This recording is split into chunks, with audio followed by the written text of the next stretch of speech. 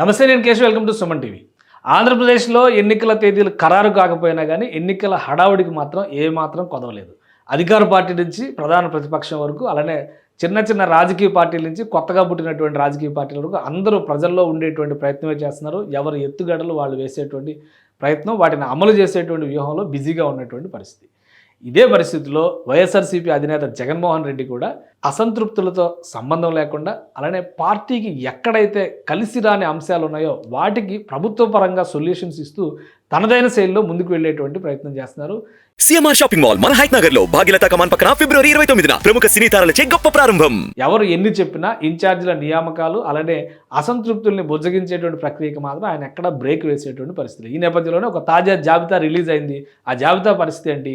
అలానే అమరావతి రీజియన్లో, ముఖ్యంగా కృష్ణా, గుంటూరు, ప్రకాశం జిల్లాల పరిధిలో ఉన్నటువంటి ప్రాంతాల్లో ఎక్కువగా అమరావతి ప్రభావం ఉంటుందని భావిస్తున్నటువంటి తరుణంలో అక్కడ జగన్మోహన్ రెడ్డి ఇవ్వబోయేటువంటి షాక్ ట్రీట్మెంట్ ఏంటి? ఈ అంశాలను ఒకసారి విశ్లేషించేటువంటి ప్రయత్నం చేద్దాం. తాజా రిపోర్ట్ని మరొక రిపోర్ట్ని వైఎస్ఆర్ కాంగ్రెస్ పార్టీ రిలీజ్ చేసింది.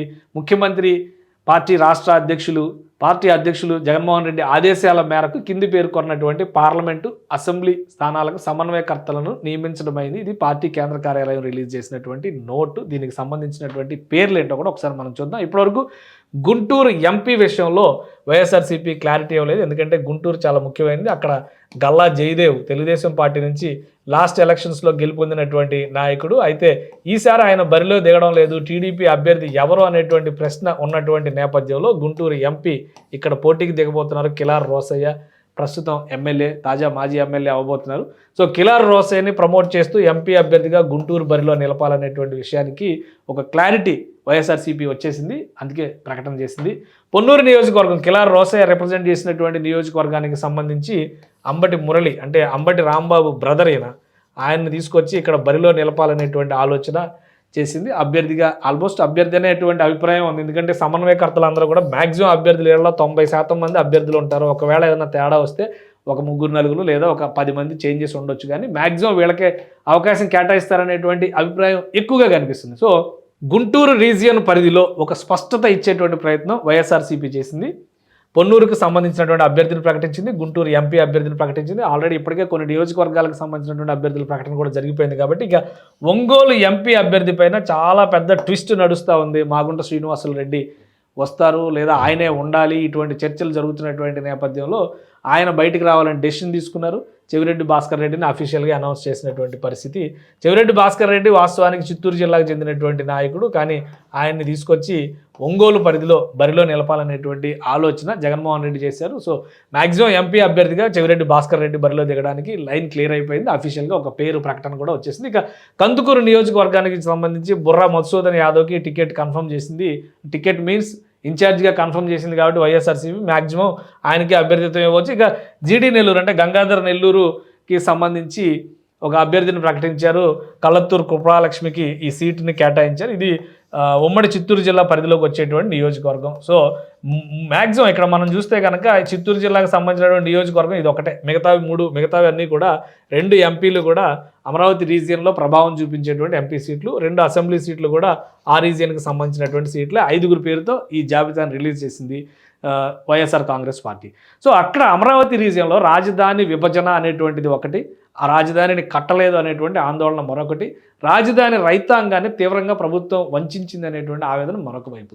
సో ఈ నేపథ్యంలో అక్కడ వైసీపీకి కొంత టఫ్ సిచ్యుయేషన్స్ ఉండొచ్చు అనేటువంటి అంచనాలు అందరిలో ఉన్నాయి. దీనికి కౌంటర్ చేసేటువంటి మరొక వ్యూహాన్ని కూడా జగన్మోహన్ రెడ్డి ఇమీడియట్గా అమలు చేసేసారు. ఆ వ్యూహం ఏంటో ఒకసారి మనం పరిశీలించేటువంటి ప్రయత్నం చేద్దాం. ఇది ఆంధ్రప్రదేశ్ ప్రభుత్వం రిలీజ్ చేసినటువంటి జీవో. దీని సారాంశం ఏంటంటే, అమరావతి రీజియన్, అమరావతి పరిధిలో, రాజధాని ప్రాంతం పరిధిలో భూములు లేకుండా ఉన్నటువంటి రైతులకి 2,500 రూపాయల బదులు పెన్షన్ ఏకంగా 5,000 రూపాయలు చేయాలనేటువంటి ఒక నిర్ణయం తీసుకుంది ప్రభుత్వం. ఇది మున్సిపల్ అడ్మినిస్ట్రేషన్ డిపార్ట్మెంట్ రిలీజ్ చేసింది. ఇది enhancement of monthly pension to landless poor in CRDA area from 2,500 to 5,000 rupees payable from March 1, 2024. అంటే ఇమీడియట్ ఎఫెక్ట్. ఈరోజు ఫిబ్రవరి 29, మార్చి 1వ తేదీన పెన్షన్స్ ఇవ్వబోతుంది గవర్నమెంట్. 1వ తేదీ టార్గెట్ పెట్టుకోవడం ద్వారా ప్రతి నెల కూడా ఆ టైంకి పెన్షన్స్ ఇచ్చేటువంటి విధానాన్ని అమలు చేసేటువంటి విషయంలో జగన్మోహన్ రెడ్డి గారు వాలంటీర్ సిస్టమ్ని పూర్తి స్థాయిలో యూజ్ చేస్తున్నారు. సో ఈ జీవో చాలా ముఖ్యమైనటువంటి జీవోగా మనం చూడాల్సి ఉంటుంది. ఈ జీవో రిలీజ్ చేసేటువంటి క్రమంలో ఒకేసారి 100% హైక్, ఇప్పుడు ఇస్తున్నటువంటి పెన్షన్లో 100% హైక్ అమలు చేయాలనేటువంటి నిర్ణయం ప్రభుత్వం తీసుకుంది. అది మార్చి 1వ తేదీ నుంచి అమలు చేయాలి. ఎవరికి ఇస్తారు అంటే enhancement of monthly pension to the landless poor in CRDA area. CRDA అంటే capital region development authority. Already మనకు సిఆర్డిఏ తెలుసు. ఆ ఏరియా, ఆ పరిధిలో ఉన్నటువంటి ప్రజలందరికీ కూడా ఇక్కడ స్పష్టంగా ఇక్కడ ఇవ్వాల్సినటువంటి ఎన్హాన్స్మెంట్ చేయాల్సినటువంటి నిర్ణయాన్ని ప్రభుత్వం తీసుకుంది. దానికి సంబంధించినటువంటి ఆర్డర్ని సంబంధిత శాఖలన్నిటికీ కూడా రిలీజ్ చేసినటువంటి స్పెషల్ చీఫ్ సెక్రటరీ శ్రీలక్ష్మి గారి పేరు మీద రిలీజ్ చేసినటువంటి ఆర్డర్స్ ఇవి.